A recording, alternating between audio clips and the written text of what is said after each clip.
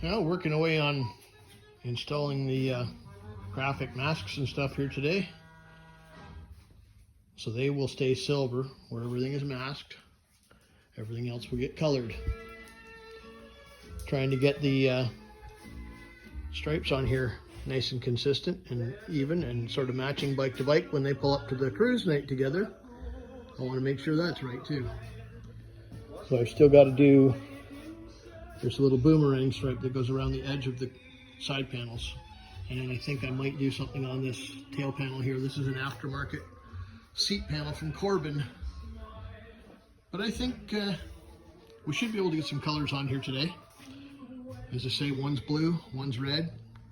We'll let them set up good. I can peel my masks back off. Poor dog, she's not really ready to go outside in the heat here yet, but she's gonna end up out there. Don't really like clear-coated dog hair in these projects when I do them. But I think this stuff's gonna look quite nice. Get back to a sort of a normal life here one of these days. We'll be able to run more of these things off. It's been a slow summer for us. We've had some family issues and I'm still not able to get full days in here right now. But